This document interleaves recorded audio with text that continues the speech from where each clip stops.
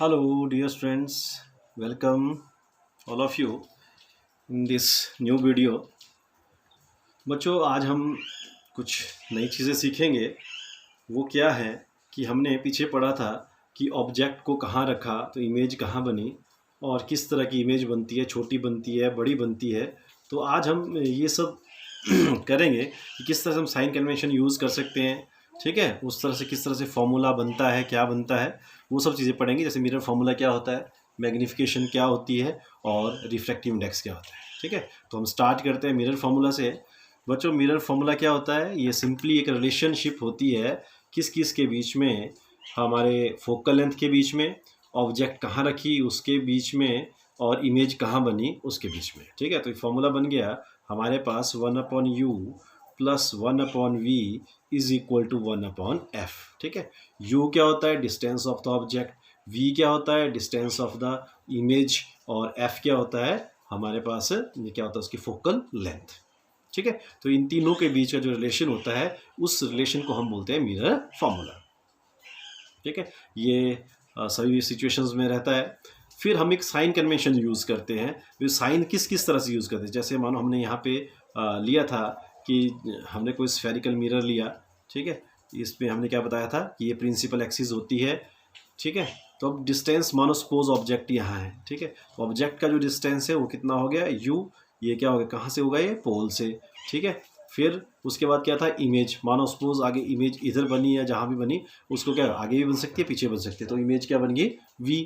ठीक है, और फोकल लेंथ जो सेंटर ऑफ कर्वेचर उसका रहता है वो उसका डिस्टेंस रहता है, वो f रहता है। ठीक है, अब आप मानो यहाँ पे सेंटर ऑफ कर्वेचर कहाँ आ गया, यहाँ जैसे मान लो यहाँ ले लिया, तो ये क्या बन जाएगा, यहाँ से यहाँ तक का इसकी जो फोकस का था फोकल लेंथ बनता, और centre of curvature f।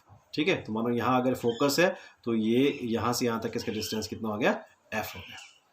Clear है। अब जब साइन कन्वेंशंस का क्या है कि जब आप न्यूमेरिकल्स करोगे या यहाँ पे सॉल्व करोगे, इसको न्यूमेरिकली प्रूव करने की कोशिश करोगे, तो हम क्या देखोगे कि जो इस साइड रह गया ऑब्जेक्ट की साइड को, ठीक है, इसी साइड जब कोई चीज़ रह जाती है direction of the incident light, ठीक है, तो क्या होता है जब इंसिडेंट लाइट क्या हो रही है, ये गिर रही है। ठीक है, इंसिडेंट करके, ठीक है, तो ये जो यहाँ से, ठीक है, इस साइड को जो भी डिस्टेंस होगा वो सारा का सारा क्या होगा, नेगेटिव।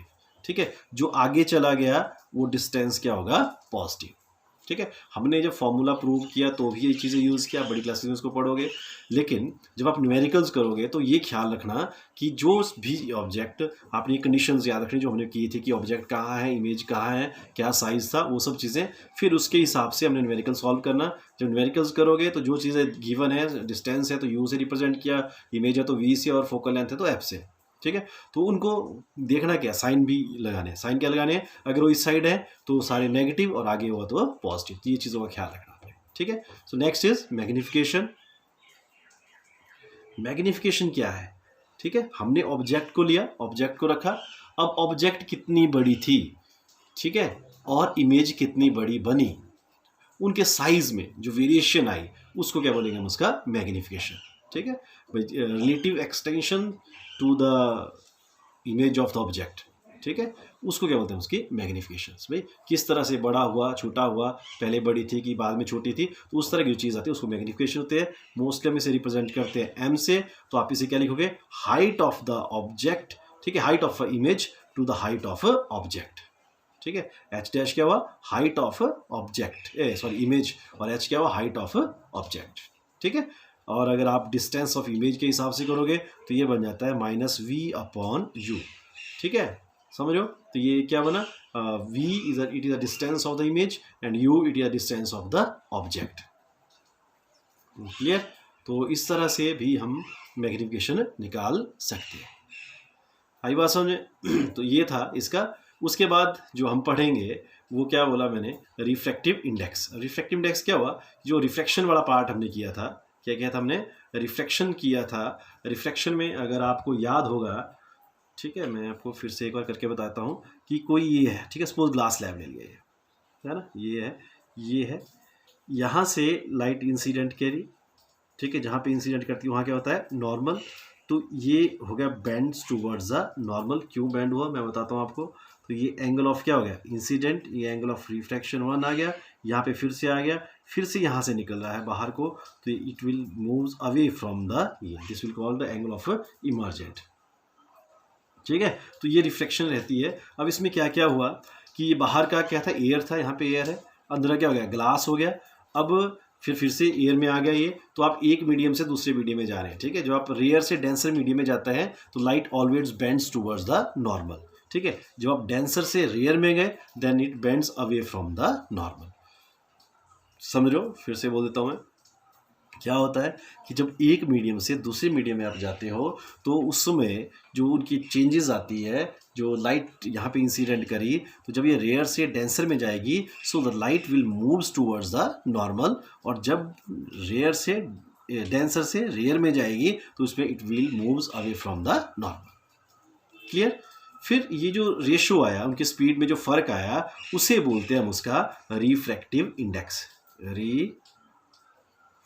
रिफ्रैक्टिव इंडेक्स किसे बोलेंगे कि जो स्पीड में वेरिएशन आई इनकी। ठीक है, एक मीडियम से दूसरे मीडियम के लिए गया। ठीक है, जब एक मीडियम से दूसरे मीडियम के लिए जाते हैं तो उसको क्या बोलते हैं हम, जो वेरिएशन इसकी आई एक मीडियम से उसे। ठीक है, अब कई जगह इसको एन से डिनोट किया है, कुछ एक बुक्स में म्यू से किया है, तो आप देख लीजिए। ठीक है, तो जो स्पीड हुई उसकी, speed of light in medium one, in medium one, फिर अपॉन जो speed of light in medium two. ठीक है, जो ये जो रेशो होता है इसे बोलते हैं आप उसका, ठीक है, किसी भी एक मीडियम से दूसरे में, दूसरे से तीसरे में गए तो ये क्या होगा, उसका रिफ्रैक्टिव इंडेक्स। क्लियर है? ठीक है, अब रिफ्रैक्टिव इंडेक्स जो रहता है कुछ एक मटेरियल का, जो रिफ्रैक्टिव जो एब्सोल्यूट रिफ्रैक्टिव इंडेक्स है, ठीक है, वो डिफरेंट आता है। क्लियर? तो वो कितना होता है, किस तरह से होता है, जैसे एयर का है, एयर का रिफ्रैक्टिव इंडेक्स होता है 1.0003। किसका? एयर का रिफ्रैक्टिव इंडेक्स। ठीक है, ये वैल्यूज याद रखना। आइस है, आइस का रिफ्रैक्टिव इंडेक्स होता है 1.31। ठीक है, उसी तरह से डायमंड का बताता हूँ मैं आपको। डायमंड का रिफ्रैक्टिव इंडेक्स होता है 2.42। कितना होता है रिफ्रैक्टिव इंडेक्स का? 2.42। ठीक है, अब ये रिफ्रैक्टिव इंडेक्स क्या बता रहा है हमें, कि क्या से हमें नॉलेज मिल रहा है? ये क्या बताता है कि ये जो स्पीड में फ़र्क आया, जो वेरिएशन आई स्पीड में, ठीक है, जब एक मीडियम से दूसरे मीडियम में गई, ये उतना जो डिफरेंस था वो कितना है, जैसे किस में था, आइस का था 1.31 है, जैसे डायमंड है। ठीक है, तो ये कितना होता है, किसके हिसाब से होता है कि जैसे आप एयर से गए, है ना, जो स्पीड ऑफ लाइट का उसका आता है, जो ratio of speed of light in air and the speed of light in water कर लो। ठीक है, तो उस केस में वाटर का भी कितना होता है, 1.33 होता है। वाटर का रिफ्रैक्टिव इंडेक्स कितना है, 1.33। ठीक है, मानो एयर से लाइट गई वाटर में। ठीक है, एयर, एक मीडियम एयर हो गया, दूसरा क्या हो गया, वाटर हो गया, तो उसमें उनके स्पीड का जो रेशियो आया, जो फर्क आया, वो कितना है, 1.33। ठीक है, तो मतलब जो इसका मतलब क्या हुआ, क्या पता चलता है मेरे से, कि जो स्पीड ऑफ लाइट, ठीक है, in air to the speed of light in water, it is equal to 1.33। ठीक है, तो मतलब speed of light in air is 1.33 times the speed of light in water. ठीक है, इतना फर्क होता है। अब बात आती है जी डायमंड है, इसका मतलब क्या हुआ, कितना है, 2.42 है। क्वेश्चन भी है कि डायमंड का रिफ्रैक्टिव इंडेक्स 2.42 है, तो क्या हुआ, किसी का भी रिफ्रैक्टिव इंडेक्स जितना भी हो, सब में यही होता है मेन कॉमन चीज़, कि उनकी जो स्पीड का रेशो है वो इतना रहेगा। ठीक है, तो ये क्या हुआ, speed of light in air, ठीक है, to the ratio of the speed of light in diamond, it is equal to 2.42। ठीक है, तो मतलब जो speed of light in air के कंपेरेटिवली वो कितनी होती है फिर उसकी, 2.42 टाइम्स। क्लियर है? तो ये था हमारा किसके बारे में, मिरर फॉर्मूला, मैग्निफिकेशन क्या होती है और रिफ्रैक्टिव इंडेक्स क्या होता है। तो आज इन तीन चीज़ों को आप ध्यान से करें। नेक्स्ट टाइम हम करेंगे, वैसे आप खुद भी ट्राई कर सकते हो, कि जो लेंस का हमने मिरर फॉर्मूला के लिए पीछे पढ़ा था, मिरर के लिए पढ़ा था ना, अभी ऑब्जेक्ट कहाँ है, रे डायग्राम बनाई थी, तो वो रे डायग्राम आप लेंस के लिए भी बना सकते हैं। कंडीशन सेम है, सिर्फ इमेजेस आगे पीछे बनेगी। क्लियर है? तो हमने पढ़ा मिरर फॉर्मूला, मैग्निफिकेशन क्या था mirror formula, it is a relationship between u, b and f, where u is a distance of object, v is the distance of the image and f is a focal length. Clear है। Magnification क्या हुई कि वो जो size बना object का और image के बीच में कितना फ़र्क है, साइज़ में कितना फ़र्क आया, कितना वेरी करा, उसको क्या बोलते हैं मैग्नीफिकेशन। और रिफ्रैक्टिव इंडेक्स क्या हुआ, लाइट जब एक मीडियम से दूसरे मीडियम में जाते हैं उसकी स्पीड में जो फ़र्क आता है उसे बोलते हैं उसका रिफ्रैक्टिव इंडेक्स।